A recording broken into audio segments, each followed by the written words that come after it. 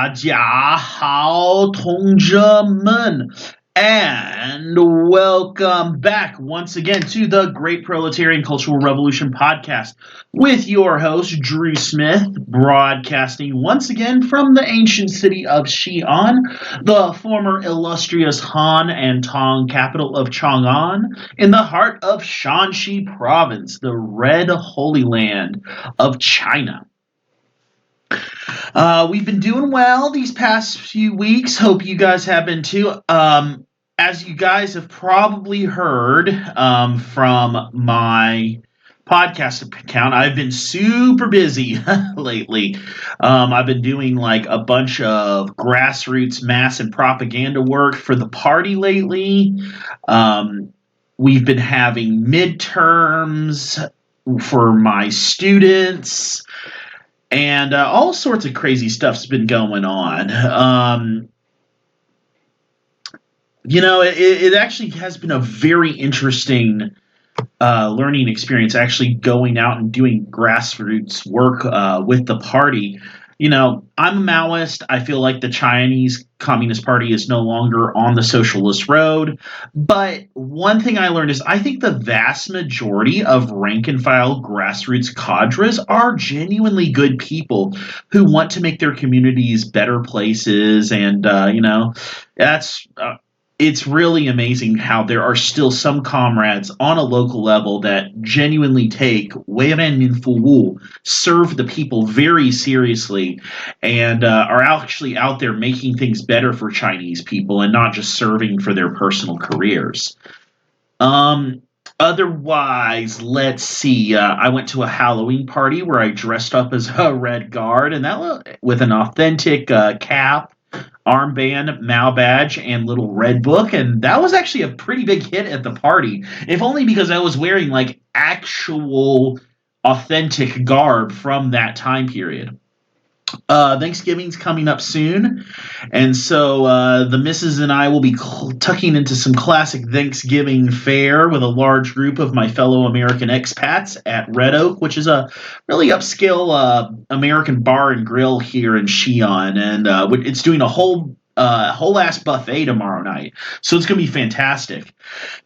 As for the holidays, we're not quite sure what we're doing for the holidays. But we'll find something to get into. I think we'll do Christmas dinner at this one Shanghai-style seafood buffet we recently discovered and enjoyed highly recently. So there is that. But enough of the personal jibber-jabber. I know what you guys are here to talk about. I know what you guys are here to hear about. And we're about to deal with some really heavy and gnarly topics today. While you'd think that the factional warfare in China having finally ended, you'd think things would have finally calmed down, but no, not really. Things are about to get pretty hairy here in the autumn and winter of 1968, and the Cultural Revolution is, without a doubt, not over, my friends. Not over. It is continuing onward, albeit on very different terms. What do I mean by this? Well, let's get into it. Okay, so we left off with the Red Guard and rebel mass movements having been disbanded. And with that, the push for the revolutionary committees to be consolidated on every level was put front and center, with the hopes of creating a grand alliance of all factions to solidify the final victory of the Cultural Revolution. At least that particular stage of the Cultural Revolution. Mao was very much open to having multiple cultural revolutions.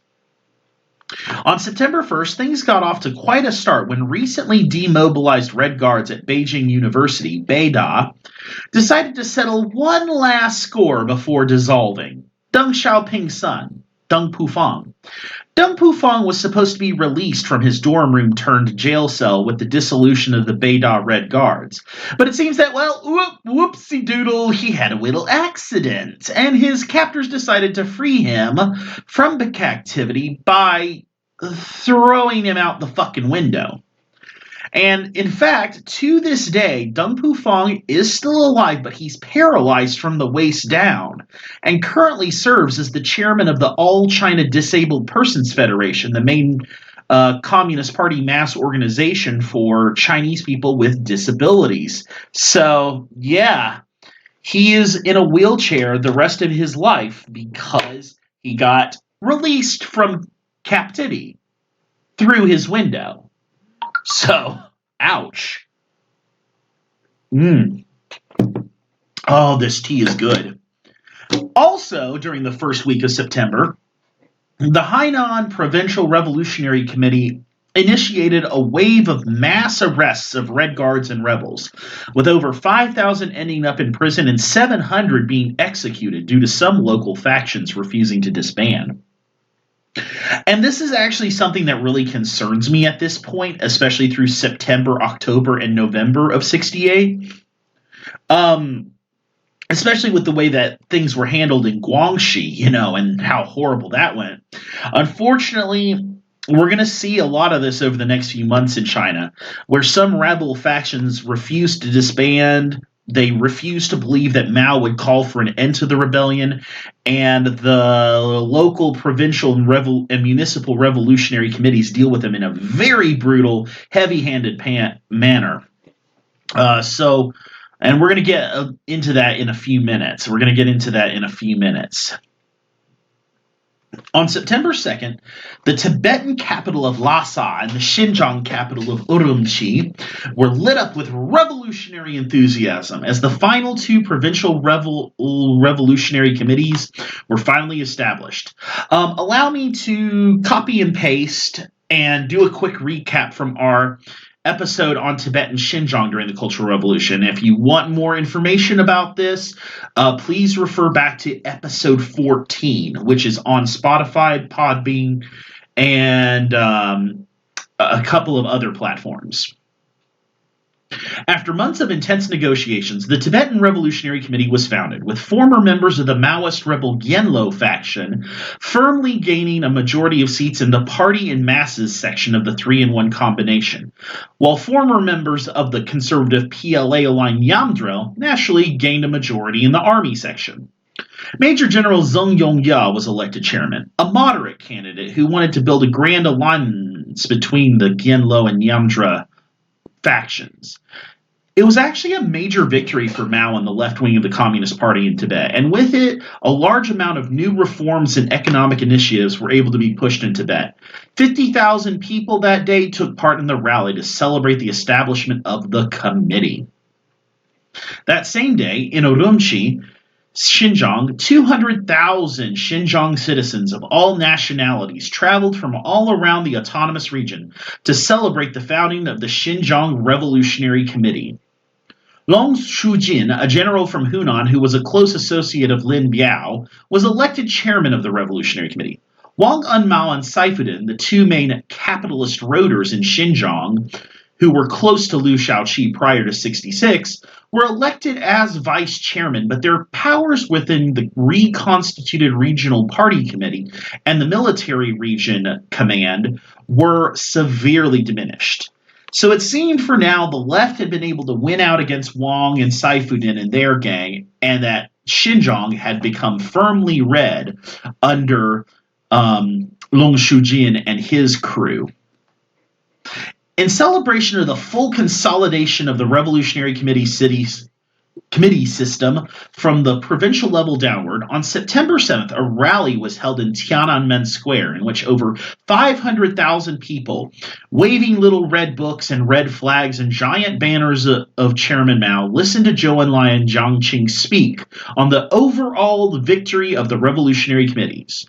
Zhou said in his speech, quote, "In the 20 months since the January storm, the whole country has once again become red, excepting Taiwan, which remains to be liberated." Jiang Qing praised the Mao Zedong Thought Workers propaganda teams for their work in stopping the factional war, saying that the working class had went up onto the stage of history to lead the struggle, criticism, and reform of the superstructure. The Revolutionary Committee system, unfortunately, was still quite a sight of raw and rough contradiction among the masses. Among the 29 revolutionary committees, only 8, Heilongjiang, Shandong, Shanghai, Shanxi, Shanxi, Tianjin, Henan, and Hebei, had local rebels or rebel party cadres as their chairmen, while the other 21 chairmen were all army officers. These first Revolutionary Committee chairmen also became Central Committee members during the Ninth Party Congress, and given that the Army had an unprecedented amount of control starting in autumn of '68, despite the fact that the rightists had not been fully fleeced from the ranks of the Army Officer Corps and the Army's party committees, so there's that. Indeed, Chef Fujis feared that there would still be a possibility of ideological splits within the provincial revolutionary committees and felt that there was a need to constantly work on struggle unity within the working class at the forefront. Mao also made sure to say in a meeting on September 21st that a national level, quote, all China Revolutionary Committee would not be desirable, and that instead work should begin on reconstituting the National People's Congress after the upcoming Ninth Party Congress in April of the next year. A few days later, the National Day holiday was in full swing, as on October 1st, Beijing celebrated the 19th anniversary of the founding of the People's Republic. Mao and his entourage, flanked by all 29 Provincial Revolutionary Committee chairmen and most of the Central Committee, watched as 100,000 people used colored cards to fill Tiananmen Square with the image of a sunflower, which turned and faced Mao as the East is Red played throughout the city. Lin Biao and Zhou Enlai made speeches calling for the preparing of a people's war in the event of a Soviet or U.S. invasion of China. Crowds chanted repeatedly for an hour, "Down with the USA! Down with the Soviet Union! Long live Chairman Mao! Long live the great proletarian cultural revolution!" That year's National Day Parade was made up of 400,000 marchers with giant models on floats, including the character Zong, which is loyalty, giant volumes of Chairman Mao's works, and massive mangoes. That night, Mao and Lin Biao returned to the Tiananmen restaurant in the evening to watch fireworks and wave to the crowd as the masses continued to sing and shout their praises. Sadly, things would take a very rough turn just as it seemed as things were settling down within the revolutionary order.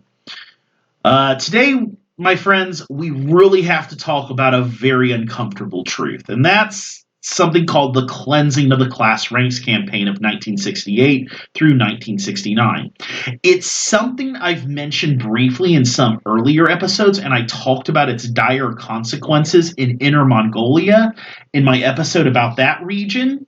But it's really in October of 1968 that the cleansing of the class ranks kicks heavily into high gear and becomes a rather excessively bloody affair.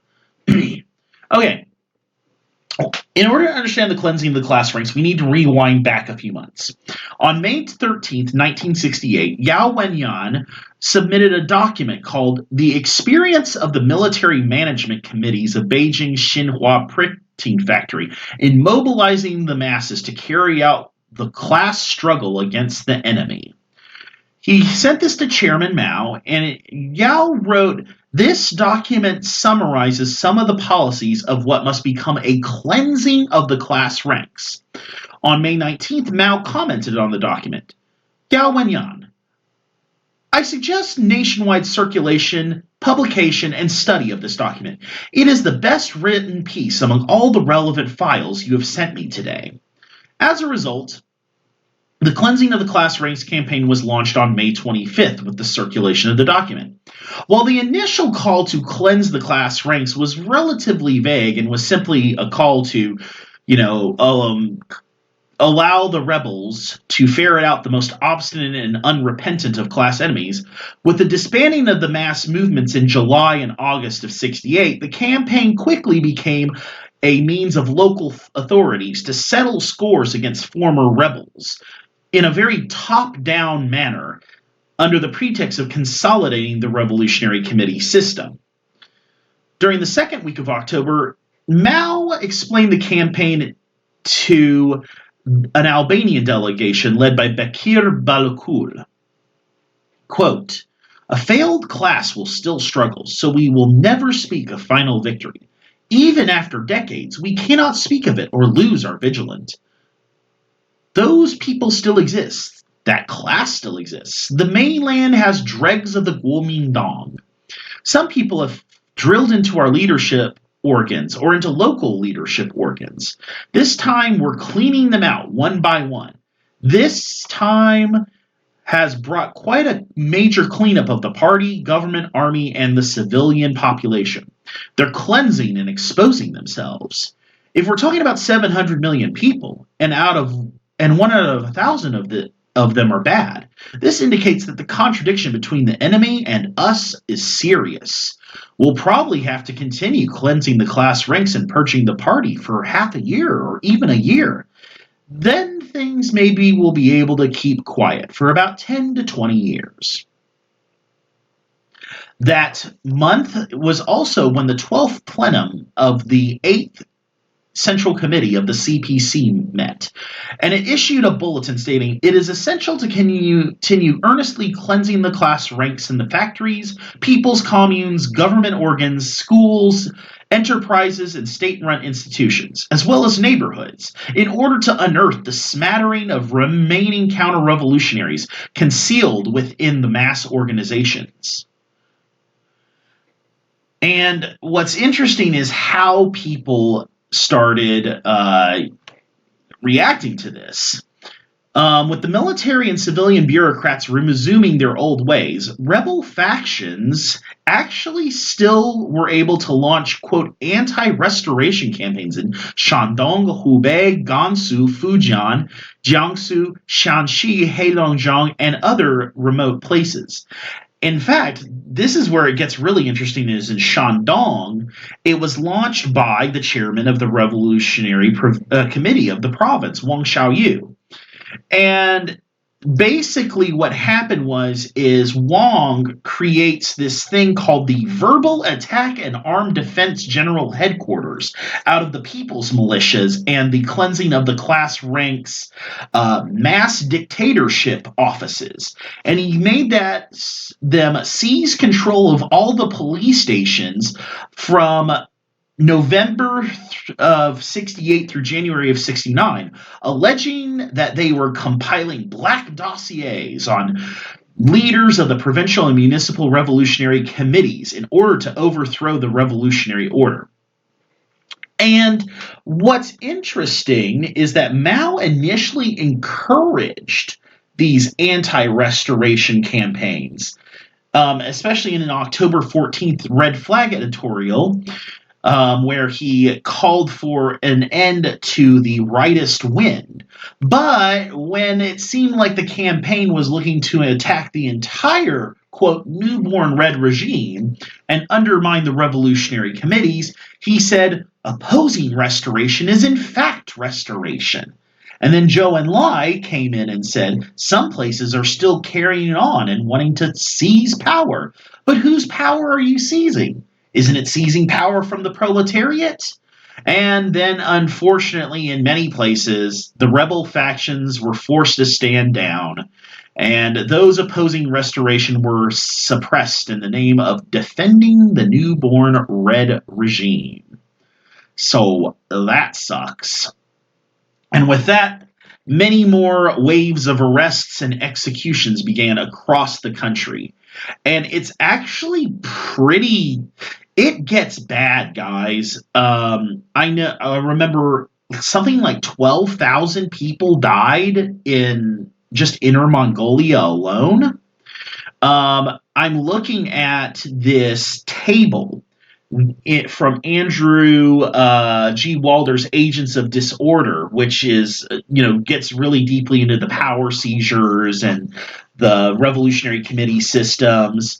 And one thing that stands out to me is that the actions of the revolutionary committees after the mass movements were disabled generated more reported deaths and imprisonments than the actions of the factional civil war.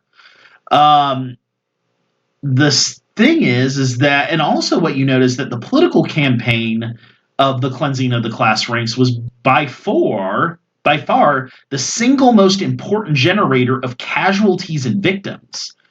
In fact, up to over half of the 183,000 deaths recorded in local annals that are tied to a specific event or period of time, 50% of them are attributed to the cleansing of the class ranks campaign.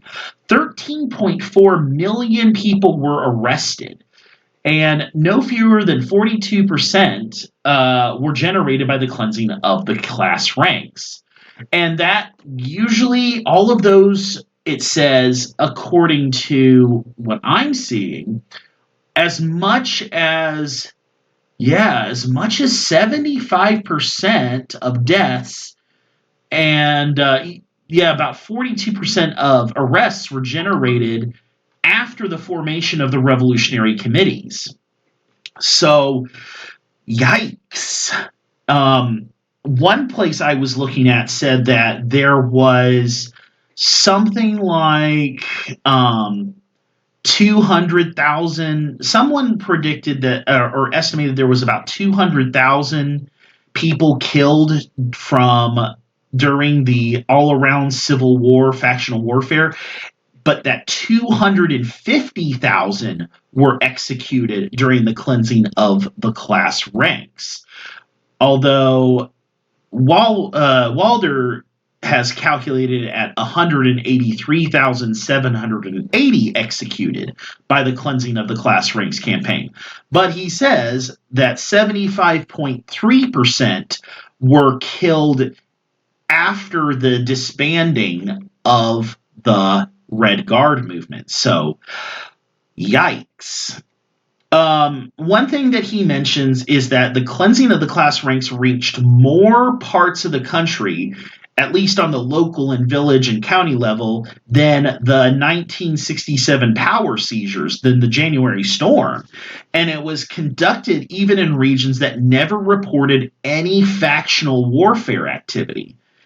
And according to him, quote, the annals from 89% of all localities reported activity related to the cleansing of the class ranks, compared to 81% that reported power seizures during the January storm, 70% that reported insurgent activity, and 60% reported violent factional battles.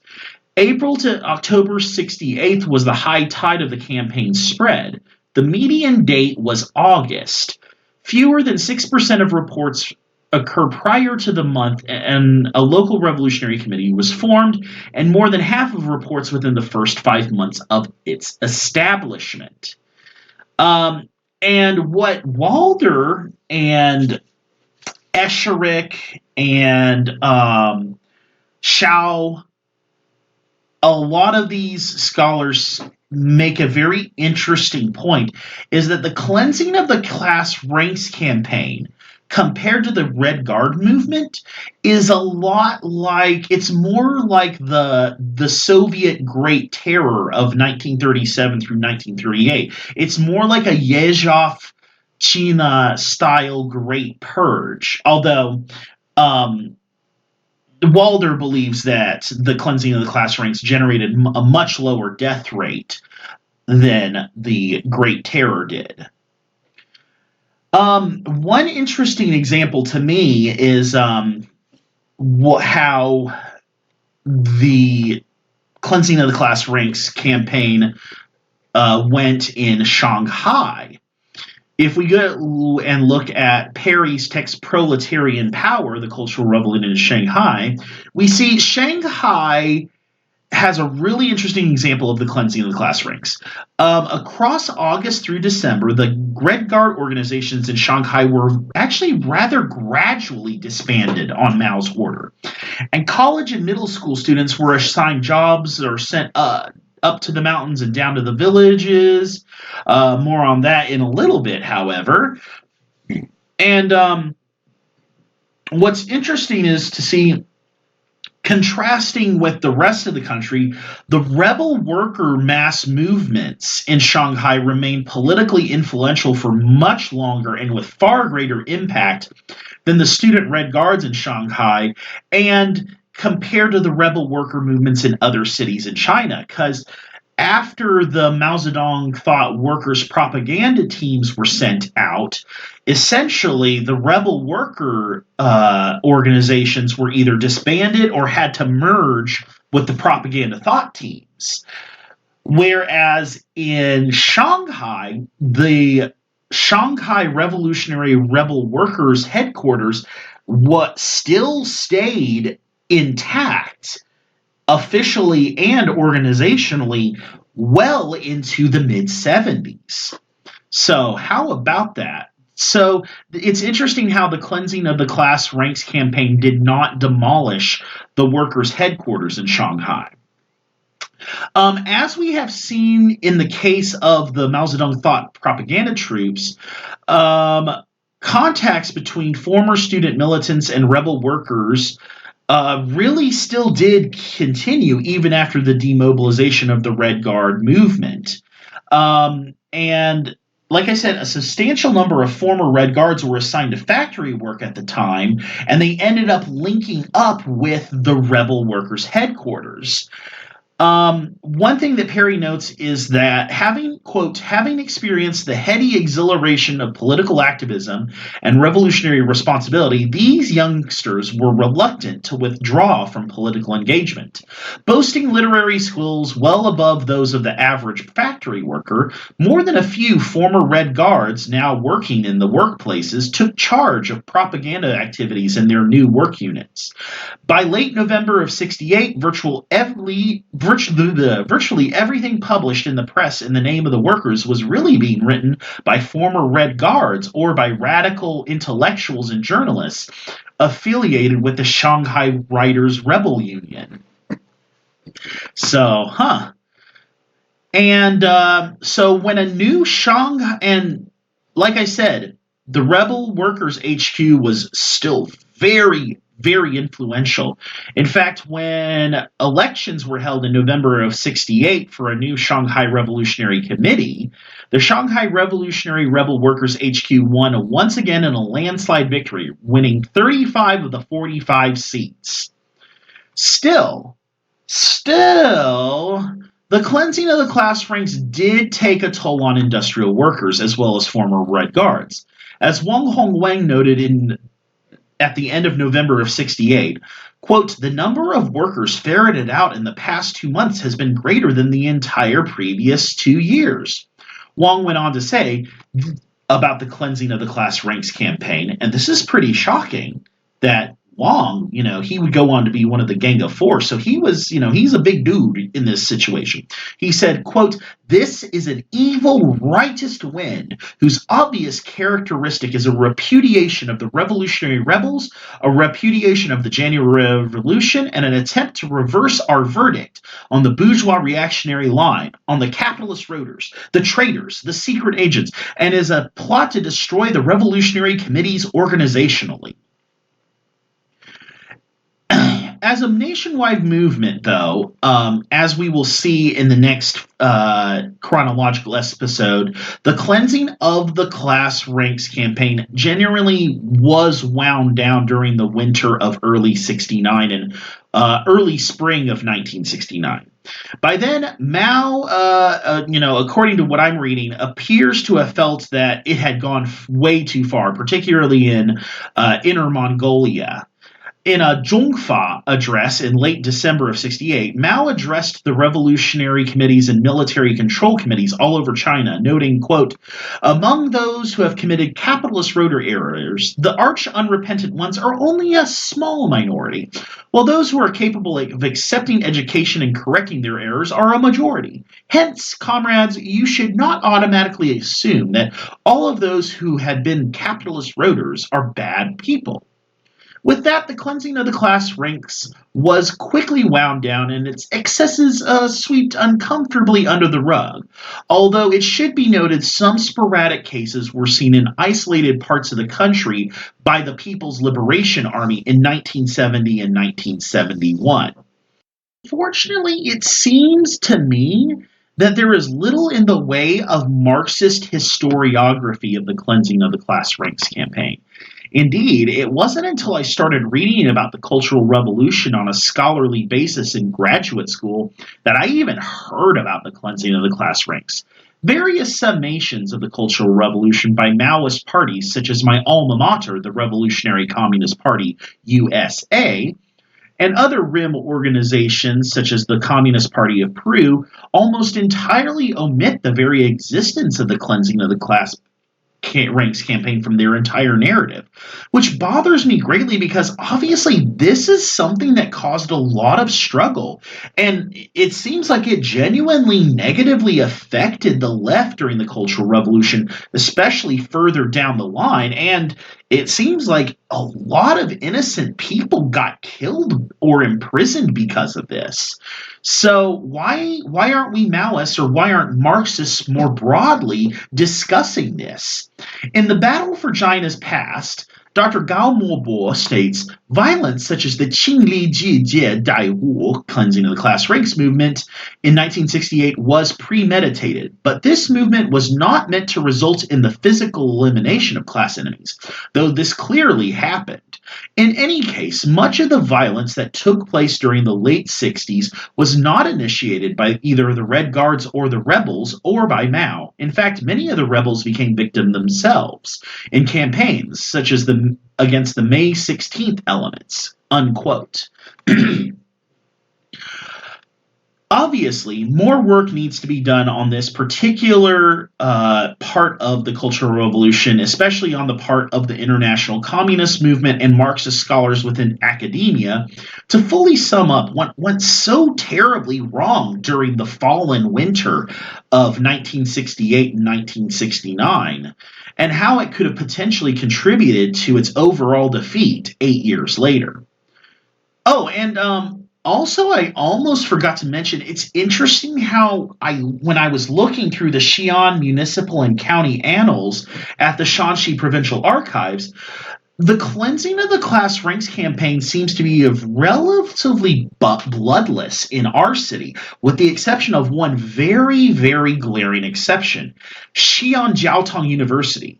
Jiaoda, as we call it here in Xi'an, is Xi'an's best university. It's considered, let's see, as of the last Shanghai ranking, which is like the big ranking for all the universities in China, Shanghai ranking had it as the ninth best university in all of China. So it's up there with like Beida and Tsinghua, Renmin University, Beijing Normal University when it comes to the elite institutions of learning here in China.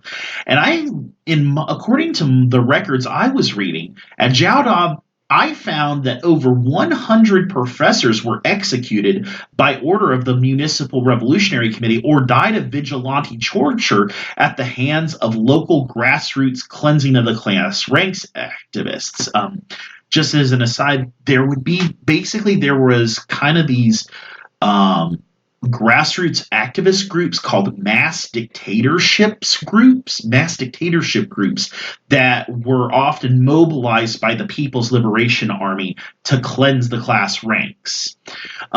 So, I'm wondering, why was there such a massive amount of bloodshed at Jiaoda compared to, say, where I teach, Northwest University, where no professors were executed? I was unable to really find any answers, nor could I find any eyewitnesses who could be reached for comment or, at least willing to comment. But I will let you guys know if I find out anything. Well, while all this was happening, the final fall of Liu Shaoqi, the former president of the People's Republic of China and China's number one capitalist rotor, was finally consolidated. On October 31st, during the plenum of the Central Committee, the 12th plenum endorsed a report called The Crimes of the Renegade, Traitor, and Scab Liu Shaoqi, finally officially naming him as the Communist Party's number one capitalist rotor. Now, I know a lot of you guys are thinking, wait, there was this huge mass movement for the past, 2.5 years against him. What do you mean finally naming him? Well, here's the funny thing. I encourage you guys to look at old issues of Peking Review in English, or if you can read Chinese, People's Daily, Liberation Army Daily, or Hongqi Red Flag Journal. You'll notice that up until October 31st, they never actually say Liu Shaoqi's name when they talk about the number one capitalist rotor. They always call him by the pseudonym China's Khrushchev. They never say Liu. The only time you'll see Liu specifically named as China's Khrushchev during that time is if you find local Red Guard periodicals and zines. But the national press, the state-owned press, always called him just simply China's Khrushchev or China's number one capitalist rotor. So finally, they had given officially the name to Liu. Liu Shaoqi and Deng Xiaoping that day officially lost their posts. A resolution to expel Liu from the party forever was passed with only one exception, that of Chen Xiaomin, the vice chairwoman of the All China Federation of Trade Unions. When she passed her abstention, Kang Sheng castigated her, asking why she would not vote for Liu. Despite Kang's prior lobbying with her, she told him simply, "This is my right." Kang sat back down in silence, but later he arranged Chen to be sent to work on a farm in Luoshan County, Henan Province, later in that year, as a way of punishing her for not voting the way he wanted. The next day, all newspapers printed the official verdict on Liu Shaoqi, calling him a scab and a traitor, finally naming him as the open China's Khrushchev. On the 2nd, Liu Shaoqi's expulsion was announced over the radio. Liu was played the broadcast from his hospital bed at the prison, and he began to shake and vomit. Meanwhile, Deng Xiaoping was ordered to pack his bags to leave house arrest and go work in a factory was it Jiangxi? Yeah, Jiangxi province. Meanwhile, a few weeks later, on the 12th of December, 1968, an evening radio broadcast transmitted a new directive Mao. Educated youth should be going to the countryside to receive re-education from the peasants. The next day, newspapers published Mao's call for educated youth, especially cadres children and former Red Guards, to receive education by living among the rural poor. In Jinan, 820 urban educated youth followed Mao's directive, and they packed their bags and left for the countryside as the first model group of youth. In Hangzhou, the next day, some 2,000 youth gave up their urban residency to start new lives laboring in a rural Heilongjiang commune.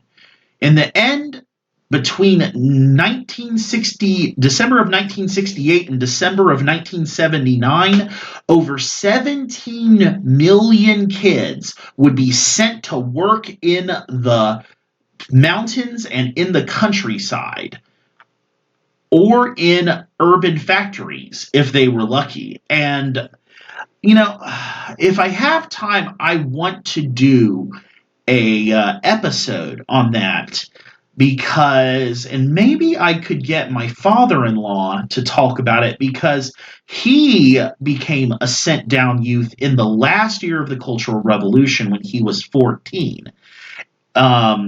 So I'll see if he wants to talk about it with you guys. And like I said, we're going to talk a lot more about the sent down youth, the up to the mountains and down to the countryside movement across the rest of the podcast, because it's actually a pretty interesting development, and it goes on for such a long time. Even after the Cultural Revolution, during the Huaguofeng period, the Down to the Countryside campaign continues onward until Deng Xiaoping initiates the reform and opening up and sends everybody back home. All right, some other miscellaneous points to go through, and this is interesting, is, as I always say, even during the worst of the Cultural Revolution, good things were happening. During that time, proletarian internationalism towards revolutionary national liberation struggles and left-wing movements in Congo, Italy, Mexico, Thailand, Vietnam, Palestine, and Yemen were given a great amount of ideological and financial and even military support. The struggles of the oppressed peoples in the United States were put front and center, and closer attention was paid to the new pro-Beijing parties and pre-party formations for nations being founded around the world, especially on December 26, 1968, when a professor named Jose Maria Sison decided to convene a Congress that reconstituted the old Filipino Communist Party. On that day, the Communist Party of the Philippines was born, and it's been a very important actor in global Maoism ever since. Also at that time, the Tanzania-Zambia Railway, aka the Tazara Railway or the Uhuru Railway, was beginning to be constructed by Chinese workers and engineers as a gift to the republics of Tanzania and Zambia. That way, they would not have to rely on having to trade with Rhodesia or South Africa and other such regimes. So that was a very big thing of international friendship, and a lot of East Africans still are very thankful to China to this day for what they did with the Tazara Uhuru Railway. Another thing to note was that in 1968 there was a bumper harvest. There was major water conservancy projects that brought a lot of irrigation to remote parts of China, brought clean drinking water. A lot of desert and rocky mountainous areas were finally able to grow crops.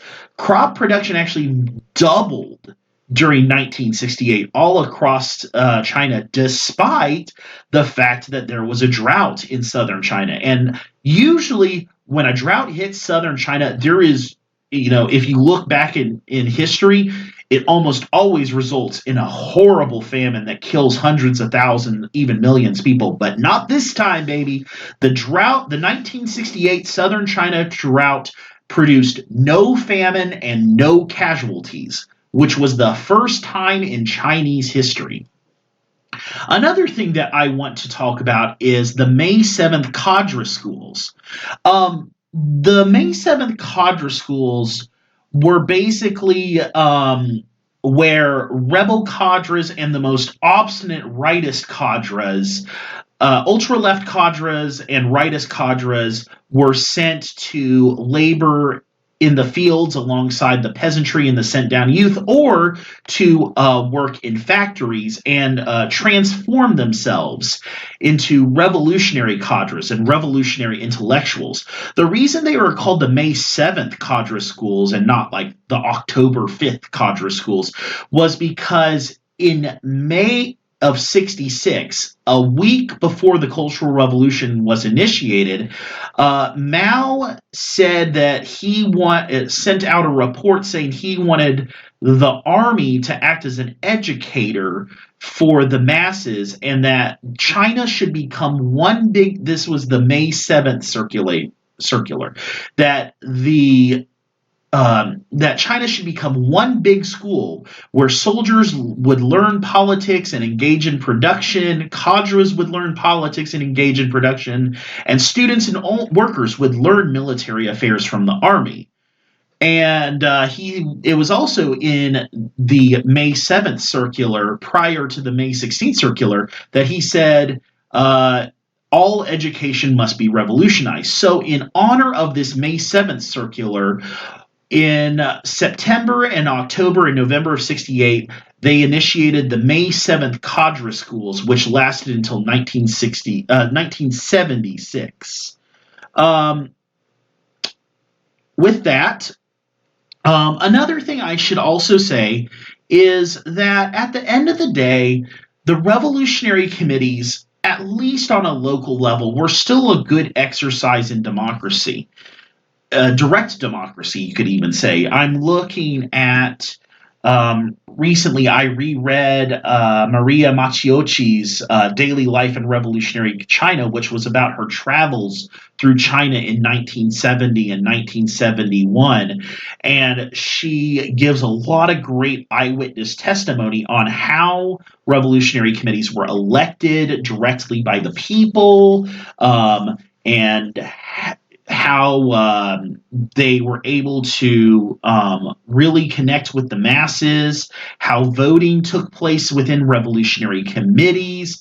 Yeah, it's a really interesting look at how, even at the end of the day, there were good things about the revolutionary committees. Make no mistake, as much as criticism as I have of the revolutionary committee system, and it could have gotten a lot better, it wasn't entirely without merit. All right. Well, my friends, with that, we conclude our long and wild look at the most intense and most radical year of the entire Cultural Revolution, 1968, the year that shook the world.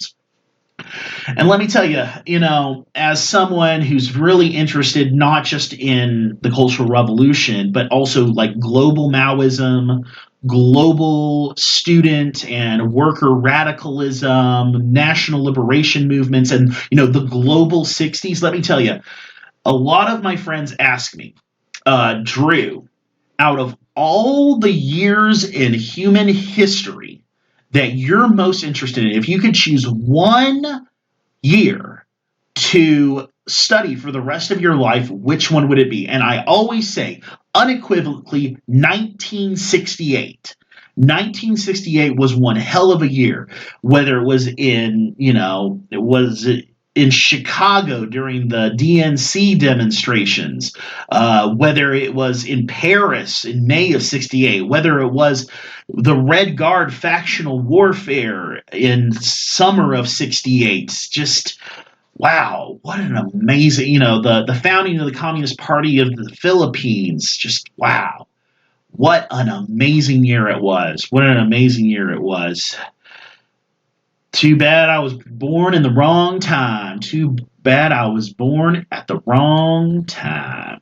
All right, my friends. Well, next month will be our next thematic episode. We'll be eating some dim sum and having a bit of a Cantonese delight as we are finally, after all these years of doing this podcast, I'm finally getting time to taking a look at the Cultural Revolution in China's third largest city, Guangzhou. So next month, we will be having Guangzhou during the Cultural Revolution. Then in January, we will not be having a episode because I will be traveling to the U.S. to visit my family. We might have one in February if I can find time. I might still be in the U.S.